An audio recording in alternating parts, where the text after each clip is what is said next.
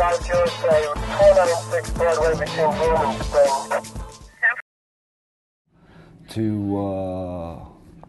look to, do something because based on someone's sex, gender, race, it's just the wrong thing to do, and it's not going to be tolerated.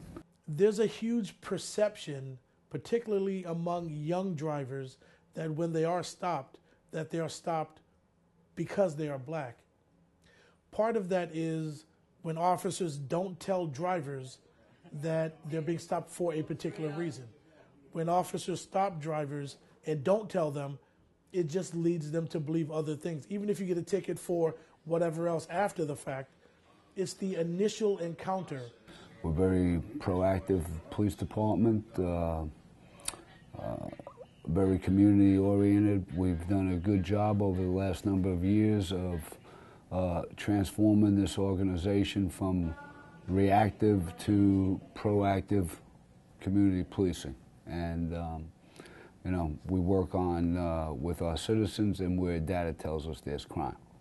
We work on repeat offenders.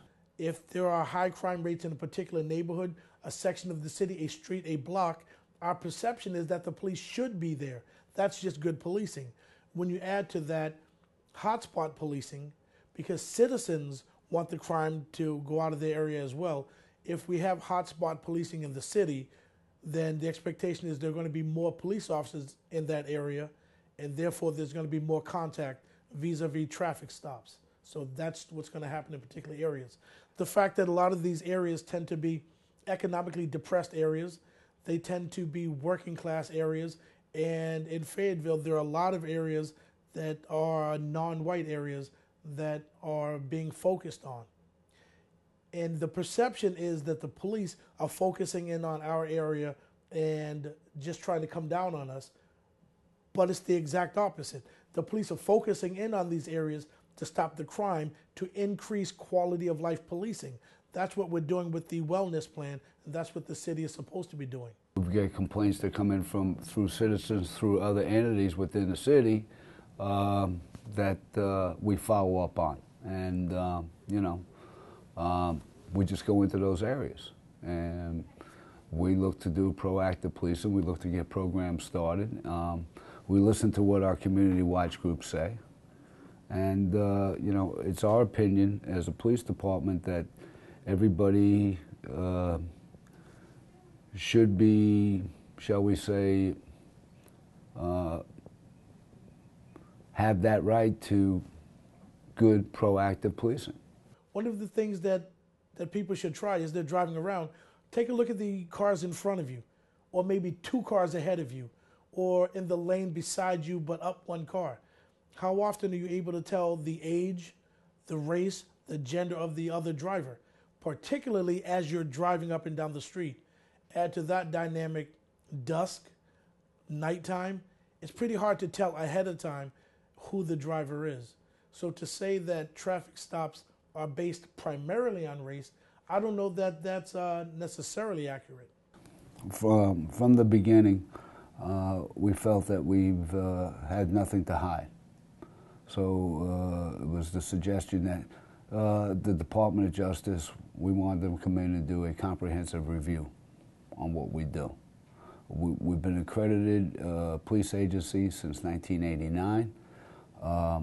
We continuously review, update, go over our policies and procedures, our guidelines. That's a constant. It's literally occurs on a weekly basis. The second portion is we looked to the Department of Justice for training, and we found that they offer training to not only the police but the community. Perceptions are hard to deal with because often you're told perception is reality, which is fine. But I think there's a lot more that goes into what we do.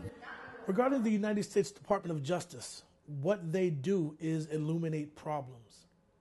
And the DOJ doesn't have the ability to stop and look into every single police department. But when the department does come in, it's their job to find problems in the department. That's what they do. If there is a problem and the DOJ is looking, they're going to find the problem. The beauty of what they're doing is they're not only just looking for problems, but they're also offering solutions. The Department of Justice is offering 3 4-hour workshops on not just racial profiling, but also diversity issues in criminal justice or diversity in policing. So I think that's definitely a step in the right direction. You could never be trained too much on community outreach, community wellness, and diversity. We investigate all complaints. And there's been instances where complaints have been made, where we find out as we do the investigation, or a supervisor initiates an investigation, that was self-policing as well. And we try to handle problems that way through that particular process. There are people there that police the police. So give them a chance to let them know what's going on. If there's a problem, go ahead and make out a complaint. If there is a bad officer, police departments want to know about that, and they want to straighten that out. There's no way they're ever going to know unless you tell them. We're here for, to work with the community, we work for, and we want to make Fayetteville a safer place and improve the quality of life. So we got to take what we do serious, and we do.